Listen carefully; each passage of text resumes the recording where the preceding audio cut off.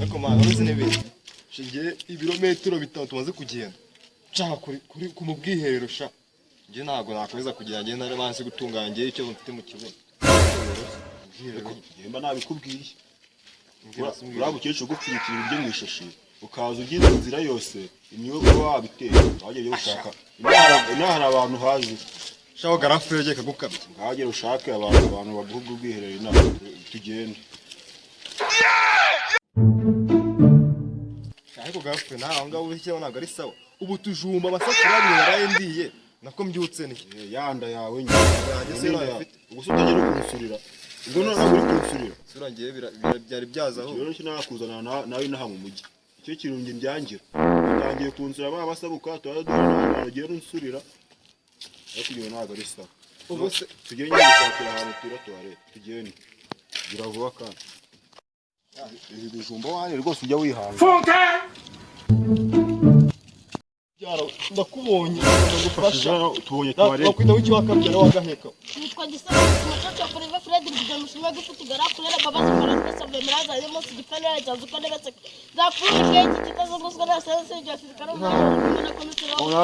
bakora ko katirishikana ku igiti cy'imizi miro kwa bavuze uko wakabyara amazina ufite wari bararoga n'abacuruzi n'abaterekeye mayo ase tutagize mu bintu by'amagambo byinshi cyane wajya kunyitiza witwa wakabyara nari kuba nyigutije ariko yacu yaruze aho nyuma genda nyako wabyukanye nyabo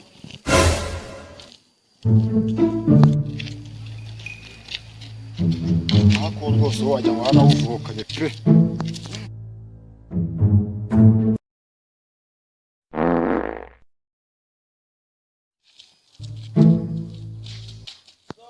zengutsa hose nabuze amateritoyi ndakwigize fasha unizo wakabyara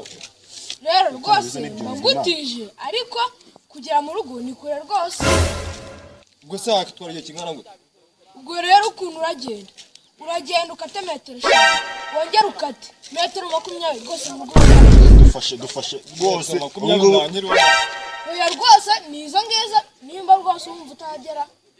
ko se ubwo wa mwana ubwo wowe izo metero zose ubwo wakubwira ushaka kumenya metero zose wazigenda utarani none se nyine igihe kari mu rugo batuyengeye birandeba ibyo ngibyo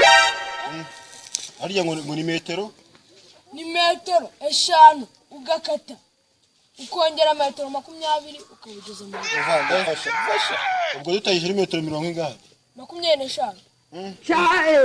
nyawo none reka nkubwire nagiye ubwo ngubwo wowe igiye no rwose ntakintu wadufasha nimujyane ndakomerewe wakabyara fasha basi ndakwingiza ndakomerewe ugiye kujyana nanjye nzabura nimba ari buriya bujumbo wariye baba bagupfuyikiye mu gitondo ngiye rwose nzabura tugende ngere gushakira toilette ariko ngiye ndakurambiye rwose njyaho nahire nshaka kurya ngiye nkabura njya kurya ngiye ndabirambiye ngiye kujya n'umugahura ngiye rero ngira ngiye uri kundushya ngiye ibyo bintu bijya ntabwo bishaka ngiye nunye nimbunya ikibazo nuko ari bwakuvura icyo kibuno cyawe ngiye mbanze gukora garafure ncungira nkwere ngiye kwinera nko kurya aho leta hereye ivuga ati ntakanye mu bihuru we niwumva ndakurasha wese uri leta